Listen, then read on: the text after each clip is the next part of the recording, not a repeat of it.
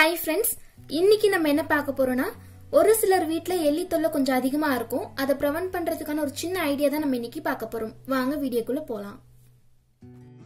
இன்னைக்கு நம்ம யூஸ் பண்ண போறது புகையிலை தான். நிறைய பேருக்கு தெரிஞ்சிருக்கும், நிறைய பேர் பார்த்திருப்பீங்க. இது வெத்தலை பாக்கலாம் சேல்ஸ் பண்ணுவாங்க இல்லையா, அந்த ஷாப்ல கேட்டா கொடுப்பாங்க. ஒரு கட் 10 ரூபாய் இருக்கும், அந்த ரேஞ்சில தான் இருக்கும். இதை யூஸ் பண்ணும்போது கொஞ்சம் கேர்ஃபுல்லா யூஸ் பண்ணணும் ஃப்ரெண்ட்ஸ். நீங்க இதை ஸ்மெல் பண்ணி பார்க்காதீங்க, ஸ்மெல் ரொம்ப ஹெவியா இருக்கும். ஒரு சிலருக்கு அந்த ஸ்மெல் அலர்ஜி ஆகலாம், ஒரு சிலருக்கு செட் ஆகாது. சோ நீங்க ஸ்மெல் பண்ணி பார்க்காதீங்க. இந்த ஸ்மெல்க்காக தான் அந்த எலியை பாத்தீங்கன்னா பிரிவென்ட் ஆகும். இதோட ஸ்மெல் ரொம்ப ஹெவியா இருக்கும். சோ அந்த எலி பாத்தீங்கன்னா அது பிடிக்காம உங்களுக்கு கண்ட்ரோல் ஆகும். அதுக்கு தான் நம்ம புகையிலை யூஸ் பண்றோம். ஒரு கட்டு இல்ல 2 கட்டு நீங்க வாங்கிட்டு ஒரு சின்ன சின்ன பீஸ் மாதிரி கட் பண்ணிக்கோங்க. கட் பண்ண பிறகு நீங்க அதை யூஸ் பண்ணிக்கலாம். இந்த மாதிரி தான் இருக்கும் ஃப்ரெண்ட்ஸ், பாக்குறதுக்கு இப்படிதான் இருக்கும். இப்ப இதை எப்படி யூஸ் பண்ணணும் அப்படிங்கறத பார்க்கலாம். இது எங்க வேணாலும் யூஸ் பண்ணலாம் ஃப்ரெண்ட்ஸ். நான் இன்னைக்கு எங்க யூஸ் பண்றேன்னா, வீட்டுல சன்சைடுன்னு சொல்லுவாங்க பாத்தீங்கன்னா, நம்மளுடைய வேஸ்டா இருக்கக்கூடிய பொருள் எல்லாம் போட்டு வைக்கிறதுக்கு அங்க கொஞ்சம் எலித்தோல் அதிகமா இருக்கு. சோ நான் அங்க யூஸ் பண்ண போறேன். புகையிலையே இந்த மாதிரி குட்டி குட்டி பீஸா கட் பண்ணிக்கோங்க. ஒரு கட்டு இல்ல 2 கட்டு வாங்கிக்கோங்க. உங்க வீட்டுல நிறைய இடத்துல இந்த மாதிரி தொல்லை இருந்துச்சுன்னா ஒரு 2 கட்டு வாங்கிக்கோங்க.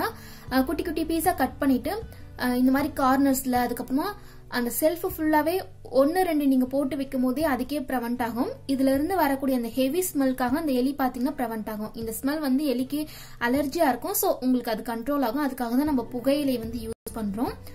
இந்த மாதிரி ஒரு பீஸா அங்கங்க போட்டு வச்சுக்கோங்க. இந்த புகையிலை பாத்தீங்கன்னா உங்களுக்கு அந்த எலி பிரிவென்ட் ஆகுற வரைக்கும் அப்பப்ப சேஞ்ச் பண்ணிக்கோங்க. இது காத்துல அந்த ஸ்மெல் எல்லாமே உங்களுக்கு போயிடும்.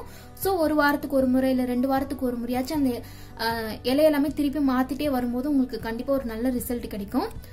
இது இல்லாம நான் எங்க யூஸ் பண்றேன்னா, பீரோக்கு கீழே கொஞ்சம் எலித்தொலை இருக்கிற மாதிரி இருக்கு. இந்த சீசன்ல கொஞ்சம் அதிகமா இருக்கும். சோ அதுக்காக நான் பீரோ கீழமும் இந்த மாதிரி ஒரு பிளேட்ல வச்சு நான் வச்சிருக்கேன்.